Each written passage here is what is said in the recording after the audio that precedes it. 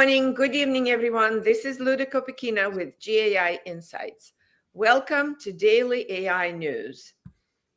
Today, I have John, Paul, Ram, and Ankaj.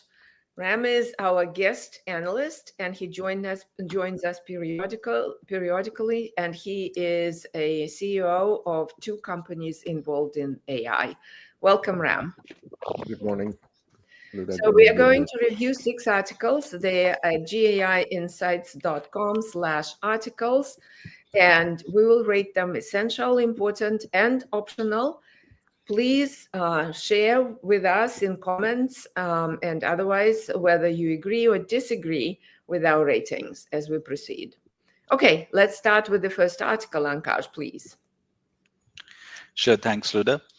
So the first one that we have for today comes from Writer, and it talks about the Palmyra mini models, so small models, big throughput, and powerful reasoning.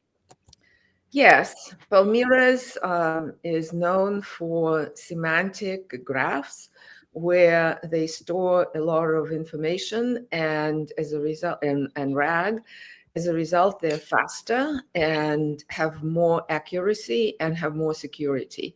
What did you think about this particular release, John? Yeah, I think this particular release I would give an optional. I think it's interesting, though. It's a trend that we've identified for some time that there's going to be a real desire to own your own intelligence and to own your own models. And, Writer is clearly making some, good strides in the small model area. These can be run on phones. So I think it's a combination of cost and control, as well as performance, because a lot of things that happen at the edge aren't necessarily heavy on inference. They're just, if you have specialized tools to make that happen. I think we're going to see, we're calling it the Cambrian explosion of intelligence, right? You're going to have a tremendous amount of every kind of flora and fauna when it comes to models and capabilities. And that's going to create a rich ecosystem of intelligence. But this one I was going to give an optional for our AI leader. Okay, thank you, John. Ram, what did you think? Yeah, I agree with John. It's optional, but it's interesting to kind of like, it demonstrates that more and more emphasis is going to be on smaller models and the models that can operate on smaller systems and more specialized systems.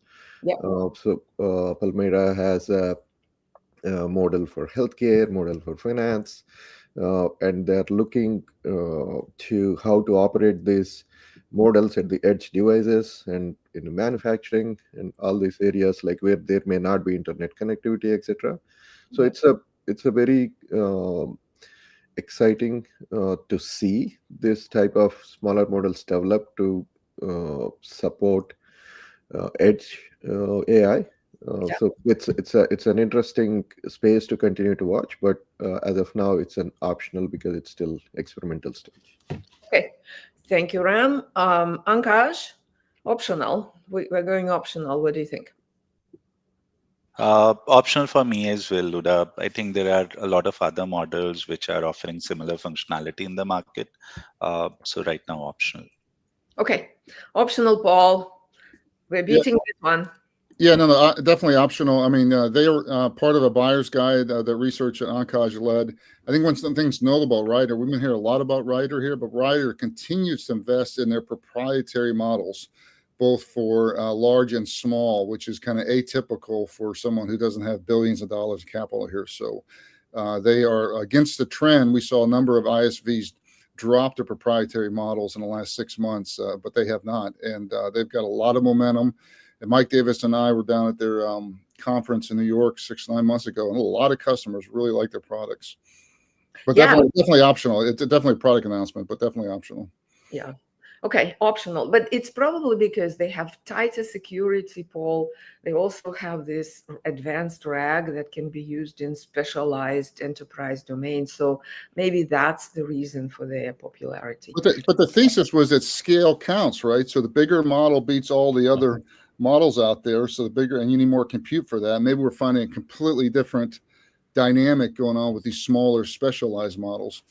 Yeah, my understanding, Luda, too, is that they have they've fully integrated into services, so they're really helping customers implement and adopt. And I think we're seeing that trend across Yeah, yeah. successful companies. So it is the speeds and feeds of the model, but it's also the services to get people up and going. Yeah. Okay. Optional it is, but watch this space. Okay, let's proceed to the next one. Onkar. Okay, the next one comes from Luma AI, and they have launched Ray 3.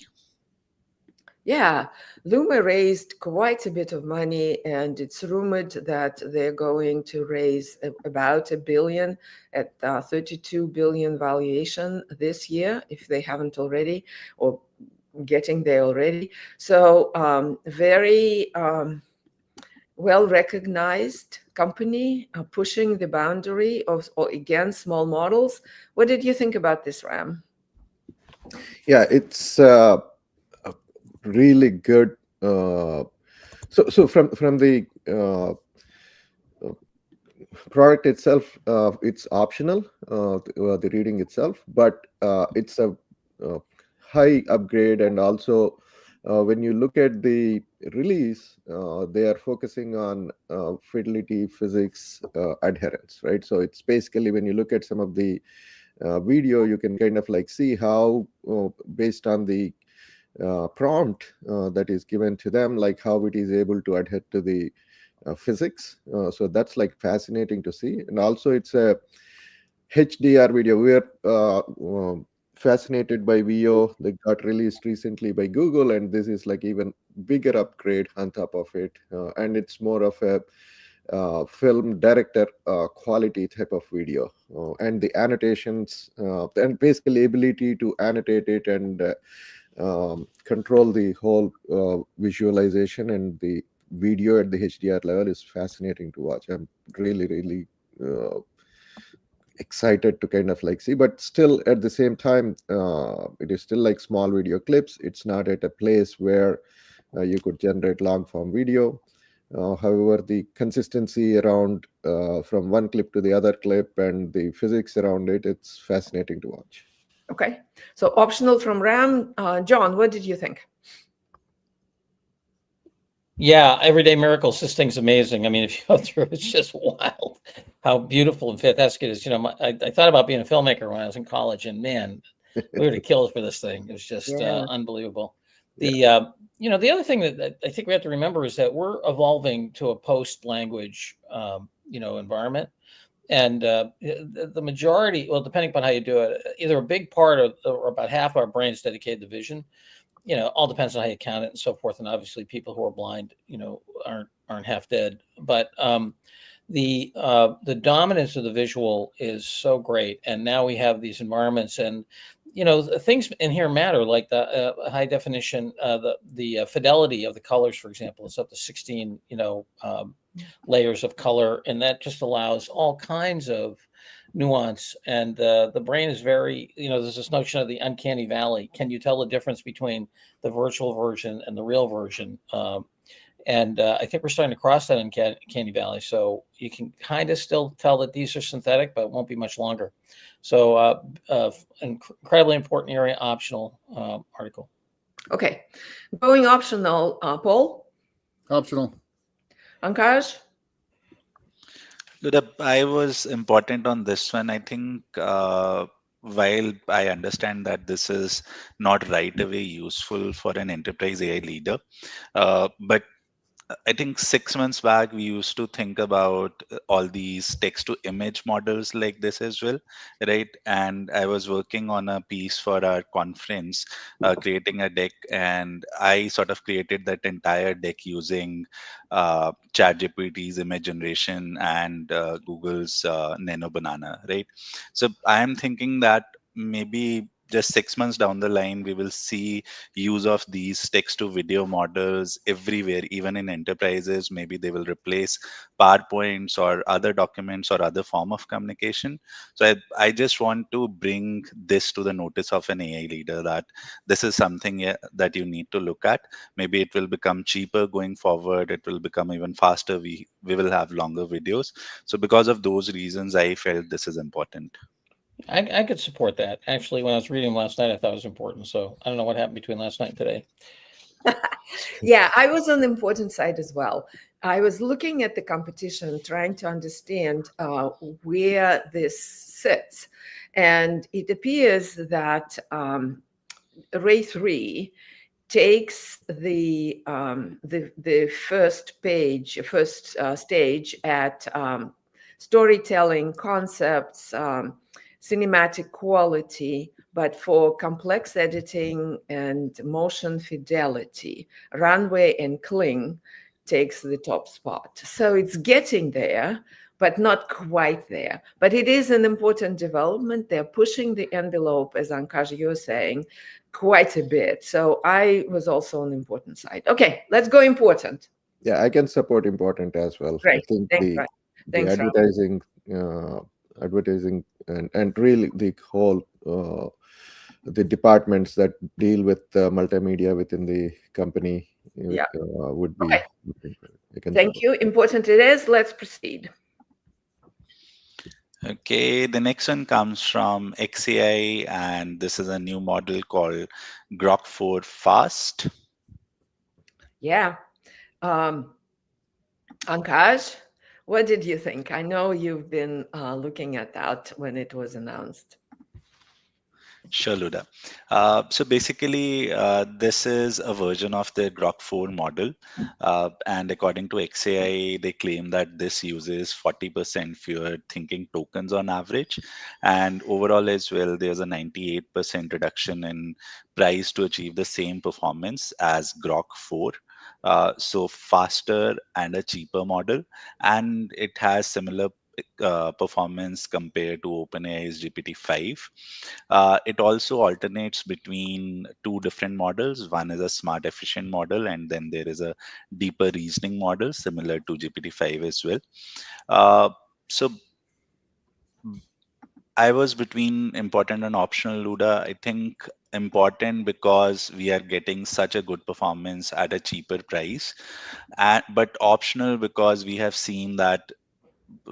seen any enterprise being interested in any of the model from XAI, whether it was the Grok 3 or Grok 4 or Grok 4 Heavy as well. So I was just between optional and important due to that reason. Okay. John, where were you?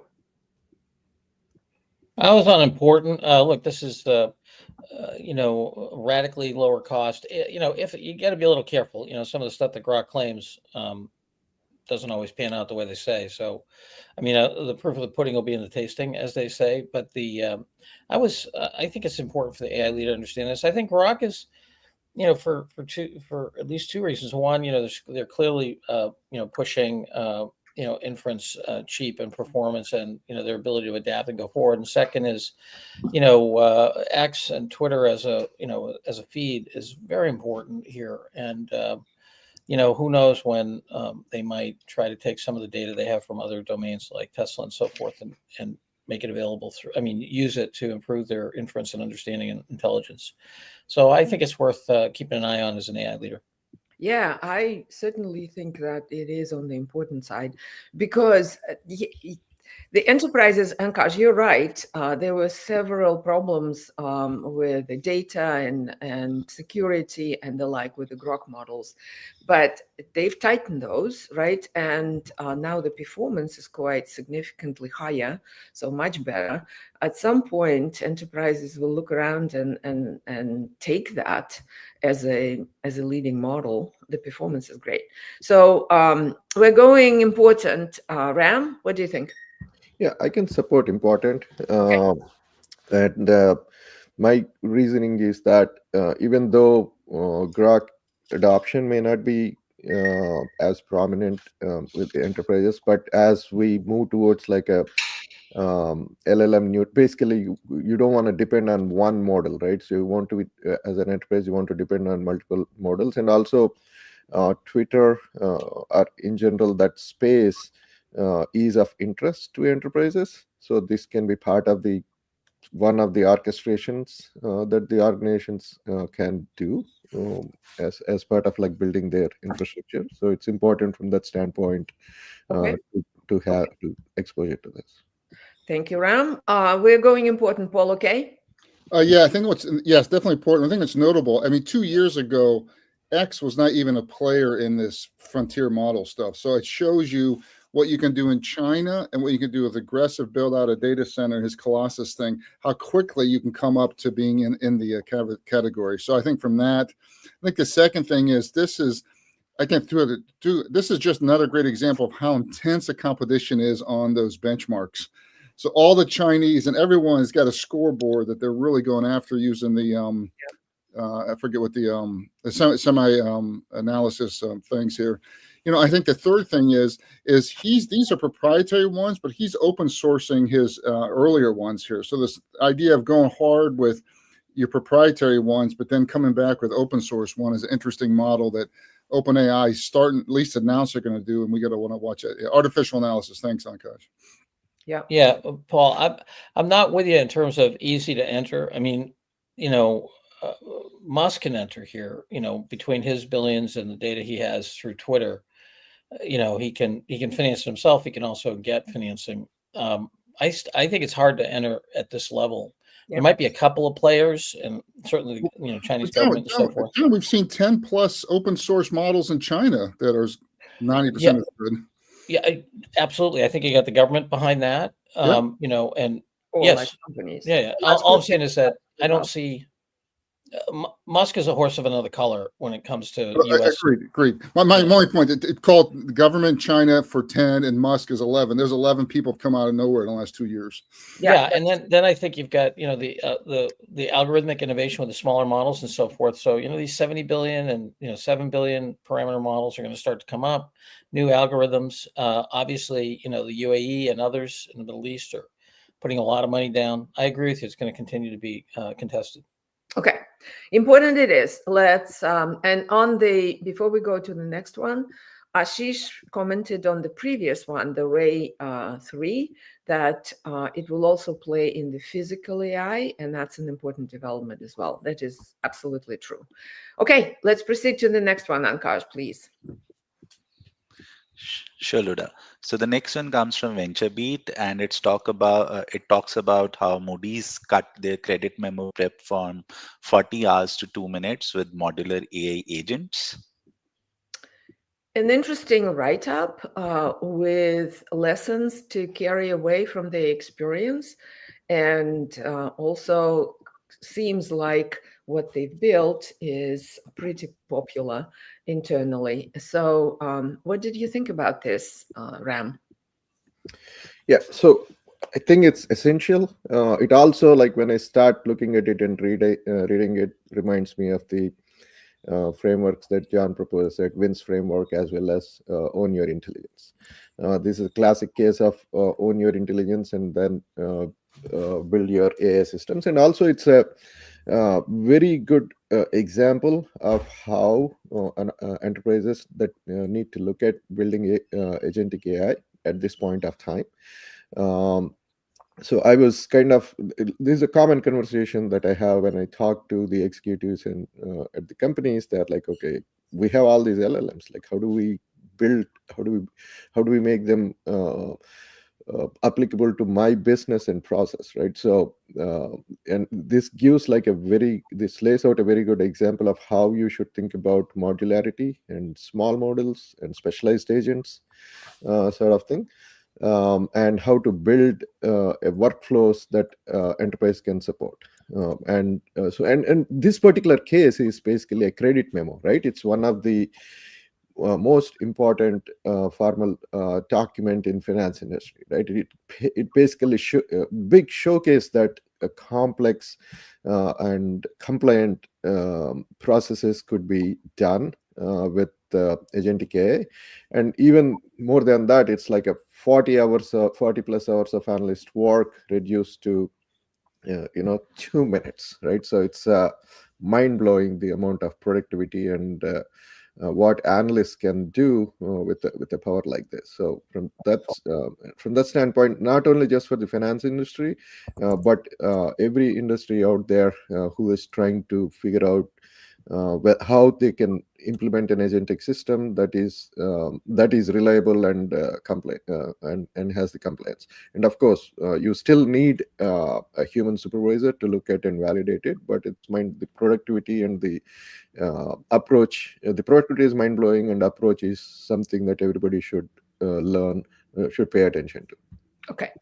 Essential from Ram. What did you think, Ankash? Essential for me as well, Luda. I think Ram mentioned really good points in terms of it has multiple different angles which an enterprise leader can learn from. So essential for me as well. Okay. Going essential. John. Yeah, I was on the fence between important and essential. It's not that good an article, but the implication is phenomenal. As Ram said, it's look right in the core of their business. I mean, this is like McDonald's automating hamburgers. I mean, this is a big deal. Yeah, it does make me kind of laugh a little bit. I think after the 2008 crash, Moody should have been put out of business. But well, we hope that they have their quality up from where they were then. They actually got more important. The Obama administration did a bunch of dumb things that made them more important, in my opinion. But whatever. So I could go either way, important or essential. You're not suggesting, John, there's not a lot of credibility in the ratings, are you? Oh my God! I mean, the big four and the rating agencies ducked responsibility in that crisis is beyond Yeah. whatever. Let's not even go there. That's a whole other topic. Yeah. Right. Yeah. Okay. Going essential. Paul. Yeah, absolutely triple essential. I mean, this is, I call them eye bleed types of things. This is right with the Westlaw one we saw the other day, was taking 20 hours of lawyers' work down to 10.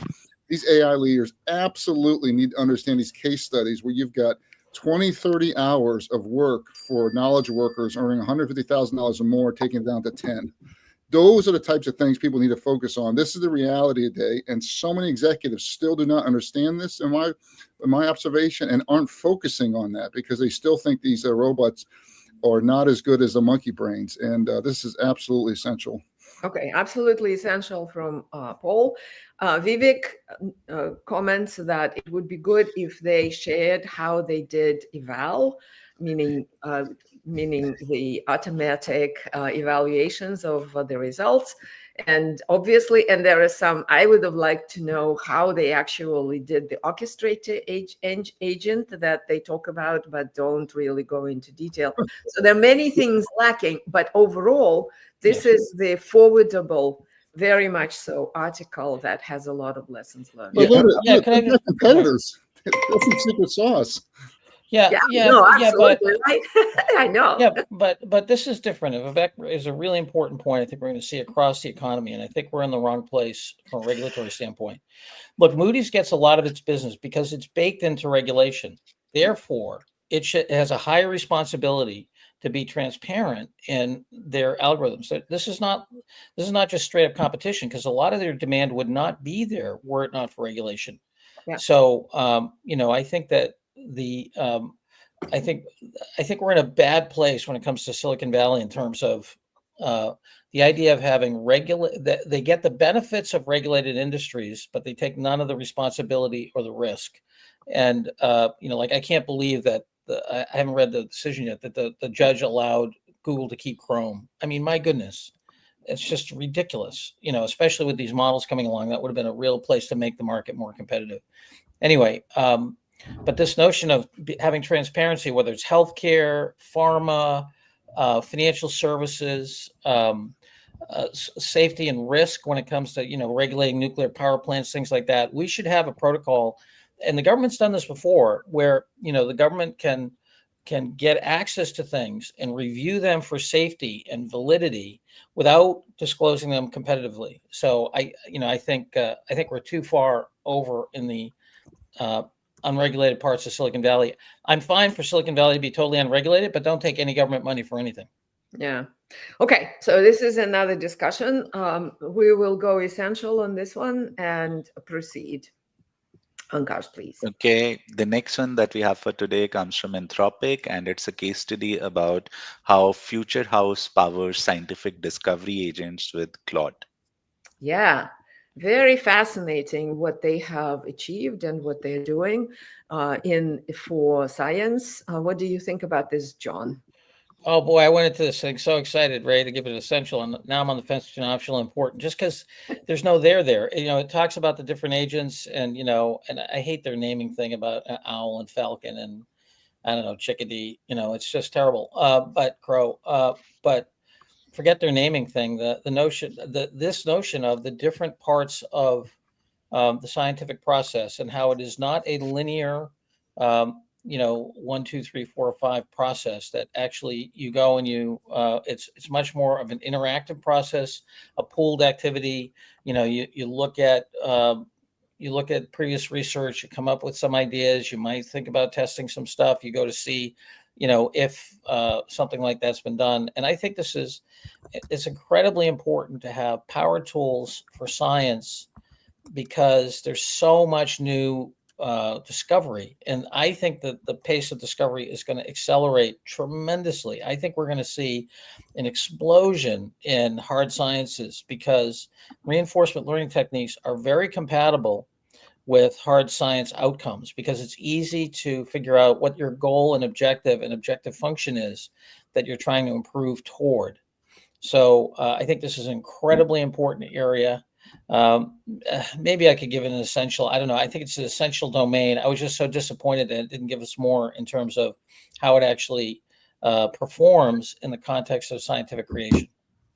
Yeah, I agree with you, John, but I think it's super important because what they've done, they essentially built the specialized agents for the base analysis in a particular domain. So you could use them today and pull out all the articles, reason through them, and prepare experimentation. And this is like with the massive articles that are out there, it's a very big task what they've done. So I was on the essential side. What did you think about this, Ankaj? I was on optional on this one, Luda. I think it's an interesting case study, but doesn't provide any details on how they have done it. So optional for me. But the result that it matters. Ram, what do you think? I'm more of in the fence between optional and important. Uh, the important because optional because I felt that it's more of some sort of product announcement, but important because now we are in the era of agentic AI and post LLM agent and agentic AI adoption, where everybody is looking for, okay, how do you build systems and process that allows to do enterprise work, right? And in this case, like the scientific work, it is providing the directionality towards that, and it's really important that this is promoted like as much as possible All right. with the IT leaders, so how they can think beyond LLMs and how to like think more in terms of agentic AI and how to bring how to adapt AI at a at more of like a business outcomes standpoint. So from that angle, I feel it's important. Okay. Paul, we have optional, important, and essential. You are Optional. optional. Okay. I'm going to put it as important. Cut the difference, because I think we should flag it as a capability that they've built, and it's very important for scientific enterprises. Really is. Okay. Let's proceed to the last one, Ankash. Sure. So the last one comes from Moondream, and it talks about Moondream 3 preview, frontier level reasoning at a blazing speed. Yeah, if you could introduce this, Ankash, please. Sure, Luda. So basically, this is a new vision language model, and it's a model in preview. It uses a mixture of experts design technique. There are 9 billion total parameters, 2 billion active parameters for higher efficiency. It now has a 32,000 token context window. Its previous version, Moondream 2, had only a 2K context window. It's good at visual reasoning, object detection, pointing, and OCR text in images. this. If you remember, last week we discussed another similar model from Perceptron, which was the Isaac model. So I was optional on this, Luda, because we are seeing a lot of models like these coming into the market, and there's nothing differentiating about this model. So optional for me. All right, we're going optional. Anybody disagree?